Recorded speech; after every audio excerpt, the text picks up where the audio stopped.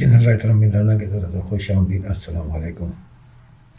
یہ horror story چور کا نمبر 3 ہے۔ تو جہاں سے ہم نے کہانی روکی تھی اس کو ہم یہیں سے شروع کر رہے ہیں۔ یہ سین نمبر 1 وہاں کمپلیٹ ہو گیا تھا۔ میں اسکرپٹ اصل میں یہ چل رہی ہے، اس کا سائنوسس نہیں ہے، میں پہلے واضح کر چکا ہوں۔ تو اسکرپٹ میں سین نمبر وغیرہ سب ہوتا ہے، اس میں یہ سین نمبر 2 ہے۔ وقت وہی رات کا ہے، وہی ویران بنگلہ ہے، کردار اس میں وہی چور ہے ایک، اور ایک وہ خوبصورت لڑکی ہے جو بدروح ہے یا روح ہے یا چڑیل ہے، جو وہ ہے کہ اس کا چڑیل کا روح سامنے آ چکا ہے۔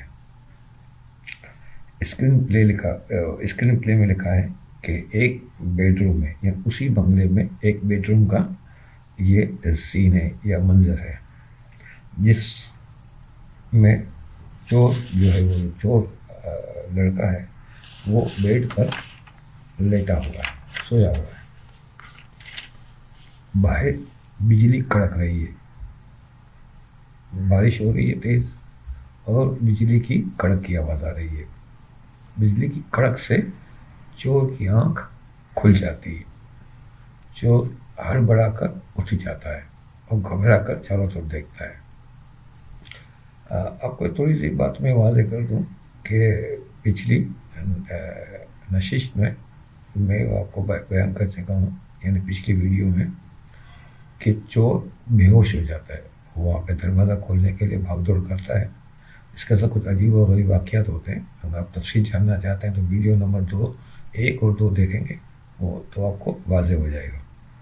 تو اب یہاں ایک گھبرا جاتا ہے کہ اس کی سوچ کی آواز، یعنی وائس اوور میں یہ ہے کہ یہ کوئی جملہ کہتا ہے کہ یہ میں کہاں ہوں، وہ سوچتا ہے۔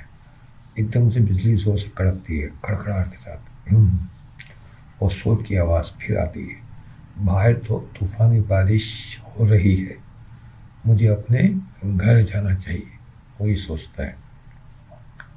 چور بیڈ سے نیچے اترتا ہے تو سامنے اس کا بیگ پڑا ہوا ہے، اسے بیگ نظر آتا ہے۔ چور بیگ کو کندھے پر رکھ کر دروازے سے باہر نکلتا ہے تو اسے آگے کوریڈور کے ساتھ ایک اور کمرہ نظر آتا ہے، جس سے باہر نکلتا ایک اور کمرہ نظر آتا ہے جو آدھا کھلا ہوا ہے۔ چور دبے پاؤں چلتا ہوا کمرے کے اندر جھانکتا ہے۔ اندر ایک الماری کھلی ہوئی ہے، اس میں بہت سارے زیورات اور نقد رقم موجود ہے، یعنی کیش موجود ہے، کیش اماؤنٹ ہے کافی، وہ زیورات ہے۔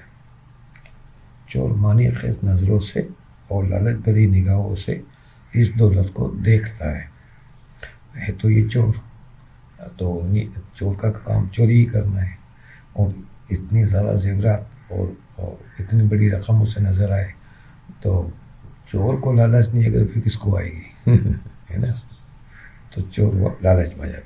چور کی سوچ کی آواز، اب وہ وائس اوور، اوہ اتنی دولت، میں نے تو کبھی خواب میں بھی یہ سب نہیں دیکھا، مجھے یہ ساری دولت اپنے بیگ میں بھر کر یہاں سے فرار ہو جانا چاہیے، ساری زندگی عیش اور آرام سے گزر جائے گی۔ یہ اس کی وائس اوور۔ یہ سوچ کے چور آگے بڑھ کر زیورات اور نقد رقم اپنے بیگ میں بھرنے لگتا ہے۔ جب تمام چیزیں بھر لیتے ہیں، یعنی تمام کیش، اور بیگ اس کا تھوڑا سا ہوتا ہے جس میں نہیں کپڑے وغیرہ رکھتے ہیں، چھوٹا ہینڈ بیگ جو لٹکاتے ہیں، تو اس میں آ جاتا ہے، تو تمام چیزیں بھر لیتا ہے۔ بیگ کی زپ بند کر کے بیگ اٹھا کر پلٹتا ہے تو وہی خوبصورت لڑکی کے سامنے کھڑی ہوئی ہے جس کی تصویر ڈرائنگ روم میں لگی ہوئی ہے۔ وہی لڑکی جس کی ڈرائنگ روم میں تصویر لگی، جس میں بال اڑ رہے تھے، بتایا۔ تو لڑکی کی آنکھوں میں آنسو ہیں۔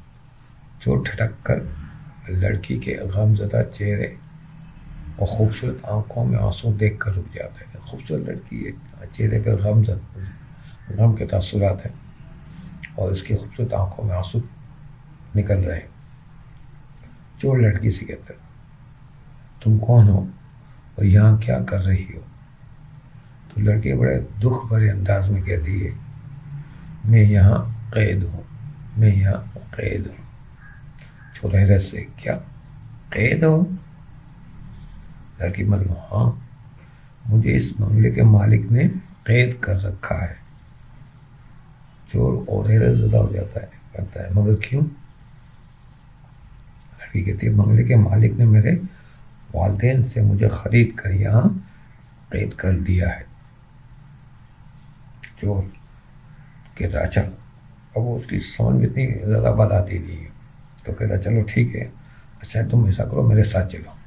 کہتا میرے ساتھ. لڑکی کہتے میں یہاں سے اس بنگلے سے باہر نہیں جا سکتی. چور میں تمہیں یہاں سے باہر لے کر جاؤں گا. مجھے کہتا لڑکی اب تم بھی یہاں سے باہر نہیں جا سکتے. لڑکی اس کو کہتی ہے. تو چور گھبرا کر لڑکی کو دیکھتا ہے. کیوں؟ اب لڑکی کہتی ہے کہ یہاں جو ایک بار آ جاتا ہے پھر وہ باہر نہیں جا سکتا، ہمیشہ کے لیے یہاں ہی رہ جاتا ہے. اب چور کو تھوڑی گھبراہٹ ہو جاتی ہے. وہ گھبرا کر پھر لڑکی کو دیکھتا ہے. چور تم کون ہو؟ لڑکی میں ایک چڑیل ہوں، یہاں میں کئی برسوں سے رہ رہی ہوں. چور گھبرا کر تم مجھے یہاں سے جانے دو، میں تمہیں یہ ساری دولت دے دوں گا. وہ کہتا ہے. تو لڑکی مسکرا کر کہتی ہے. اب اس کا خوف، لڑکی کا غمزدہ چہرہ اب نارمل ہو جاتا ہے اور وہ چہرے پہ مسکراہٹ آ جاتی ہے. تو مسکرا کر کہتی ہے یہ ساری دولت تو بنگلے کے مالک نے مجھے پہلے ہی دے رکھی ہے. یہ دولت میری ہے اور تم اس دولت کو چرا کر یہاں سے بھاگنا چاہتے ہو. چور حیران ہو جائے، باتیں ٹھیک ہی تھی.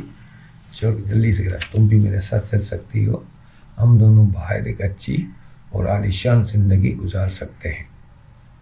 لڑکی مسکرا کر کہتی ہے تم یہاں رہ جاؤ، ہم دونوں یہاں بھی اچھی اور عالیشان زندگی گزار سکتے ہیں. چور گھبرا کر جانے لگتا ہے. تو لڑکی کہتی ہے تم ڈرو نہیں، کچھ دیر رک جاؤ اور میری کہانی سن لو. چور کہتا ہے مجھے تمہاری کہانی نہیں سننی. اب وہ تھوڑا گھبرائے گا نا، چڑیل یہ ساری باتیں تو مجھے نہیں سننی. وہ جانا چاہتا ہے. تو لڑکی کہتی ہے سننی پڑے گی، اب تم یہاں سے کہیں نہیں جا سکتے. چور غور سے لڑکی کی طرف دیکھتا ہے. لڑکی اپنی کہانی سنا رہی ہے. چور خوفزدہ سا سن رہا ہے. وہ خوفزدہ ہے اور کہانی سن رہا ہے. اب اس کہانی کو ہم انشاءاللہ اس میں روکیں گے اور اگلی نشست میں یہ کہانی جو یہ لڑکی سنا رہی ہے وہ ہم سنانا شروع کریں گے کہ اس لڑکی کی کہانی کیا ہے. یہ ایک جو کہانی ہے ہماری ہارر اسٹوری ہے. یہ ہارر کہانیاں جو ہوتی ہے ڈراؤنی قسم کی، تو اس میں حقیقت کا کوئی تعلق نہیں ہوتا. یہ ایک فرضی کہانی ہوتی ہے. جتنے بھی لوگ یہ کہانیاں لکھتے ہیں، روح کی لکھتے ہیں، چڑیل کی لکھتے ہیں، بھوت کی لکھتے ہیں، یہ فرضی کہانیاں ہیں. میں اس کی تفصیل اس لیے بیان کر دیتا ہوں کہ یہ ایک تفریح کے لیے، جیسے ہم مزاحیہ کہانیاں یا کوئی افسانے کہانیاں، جیسے ہم رومیو جولیٹ کی کہانی سنتے ہیں، یہ افسانی کہانی ہے. لیلا مجنوں یہ ایک تخلیق کردہ کردار ہے، یہ حقیقی کردار نہیں ہے. اسی طرح اور بھی کردار بہت سارے ہیں جن کے اوپر کہانیاں بنی. کچھ ایسے کردار بھی ہیں لو اسٹوری، مطلب سسی پنو وغیرہ کی کہانیاں یہ کہتے ہیں کہ ایسا واقعات ہوا ہے، لیکن زیادہ تر یہ افسانوی کہانیاں ہیں. یہ لوگ تخلیق کر لیتے ہیں اور بناتے سے عمر ویہ کی کہانی ہے، داستان امیر حمزہ ہو گئی، اس ٹائپ کی کہانیاں. تو یہ کہانیاں اسی طرح یہ ہارر اسٹوریز ہے. اس کی جتنی بھی کہانیاں یورپ میں بنتی ہے یا ہمارے ایشیا میں لوگ بناتے ہیں یا عرب ممالک میں جو لوگ رائٹر ہیں لکھتے ہیں، یہ من گھڑت کہانی ہوتی ہے. ہمارے یہاں جب ہم اس چیز کو بہت اچھی طرح سمجھتے ہیں کہ کوئی بھی جو وہ ہے کیا کہتے ہیں بھوت وغیرہ یہ ہے نہیں، سب وجود نہیں ہے. جنات کا وجود ہے لیکن جنات آپ کے اوپر ایسا قابض نہیں ہو سکتے. یعنی آپ کے معاملات کو روک نہیں سکتے، بس وہ ایک وسوسہ سا ڈالتے ہیں. ہمارے اللہ کی کتاب میں واضح ہے والذی یوسوس فی صدور الناس من الجنۃ والناس، یہ وسوسہ ڈال سکتے ہیں جنات، اور جنات انسانوں میں سے بھی، مطلب وہ جو شیاطین ہوتے ہیں وہ انسانوں میں بھی شیطان ہوتے ہیں اور جنات میں سے بھی ہوتے ہیں. تو کوئی آپ کے اوپر اس طرح قابو نہیں پا سکتا. ہپناٹزم وغیرہ کا علم ہے لیکن اتنا پائیدار نہیں ہے. اگر ہپناٹزم یا بھوت پریت یا اس طرح کے جادوئی معاملات اتنے پاورفل ہوتے ہیں تو امریکہ جو دنیا کا سپر پاور ہے تو وہ اتنی بڑی فوج کیوں رکھتا؟ آپ سوچیں نا، یا جتنے ممالک کے لوگ ہیں سب نے فوجیں رکھی ہوئی ہیں، گولہ بارود رکھا ہوا ہے، نئی ٹیکنکس وہ بناتے رہتے ہیں، ہوائی جہاز بہت سارے لڑاکا طیارے رکھے ہوئے ہیں، انہوں نے ٹینک رکھے ہوئے ہیں، اور بھی چیزیں نئی وہ بم وغیرہ بناتے رہتے ہیں. تو یہ کیوں کرتے ہیں؟ وہ ایسے جادوگروں کو جمع کر دیتے ہیں. آپ سمجھ رہے ہیں میری بات کو؟ تو جادوگر کی فوج ہوتی ہے، وہ پوری دنیا پہ قابض ہو جاتے ہیں، پوری دنیا پہ قبضہ کر کے وہ حکومت کر رہے ہوتے ہیں. تو ایسے یہ سب فرضی کرنے ہیں انجوائمنٹ کے لیے، یعنی ایک مزہ لینے کے لیے. آپ تفریح کے طور پہ اس کو لے سکتے ہیں. تفریح، کچھ لوگوں نے کتابیں پڑھنا ایک تفریح ہوتی ہے، تو کتابیں پڑھیں، کہانیاں سنیں، یہ تفریح کے لیے ہے. اس کا حقیقت سے کوئی تعلق نہیں، اس کو ذہن میں رکھیں، اس کو تفریح کے طور پہ لیں، انجوائمنٹ کریں، بس. یہ اس سے زیادہ اس کی کوئی حقیقت نہیں ہے. صرف مطلب کہ کہانیاں وجود میں آ جاتی ہیں. جتنے قصے کہانیاں ہیں اس میں کچھ نفسیاتی مسائل ہوتے ہیں، کچھ اور ہوتی ہے. اگر آپ کے اس بارے میں مزید سوالات ہوئے تو میں تفصیل سے ان کا جواب دے دوں گا. تو جتنا میرا علم ہے، میری معلومات ہے، جتنا میں نے پڑھا ہے سب جگہ کتابیں وغیرہ، تو اس میں یہی بات سمجھ میں آئی کہ یہ صرف اور صرف من گھڑت کہانیاں ہیں، ان کا حقیقت سے کوئی تعلق نہیں ہے. تو یہ کہانی بھی من گھڑت ہے، تو اس کو حقیقت سے کوئی تعلق نہیں ہے. اس کو تفریح کے طور پہ لیجیے گا. اور میرا چینل ابھی تک آپ نے سبسکرائب نہیں کیا تو پلیز سبسکرائب کریں. ویڈیو پسند آئے دوست احباب رشتہ داروں میں شیئر کریں. اس چینل کے پروموشن کے لیے کچھ کاوشیں کر سکتے تو ضرور کریں، میں آپ کو مشکور رہوں گا.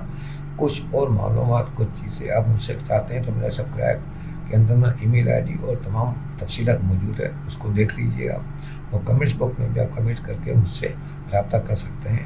انشاءاللہ اگلی ویڈیو میں آپ سے ملاقات کریں گے. جب تک کے لیے اجازت دیجیے. اللہ حافظ و ناصر.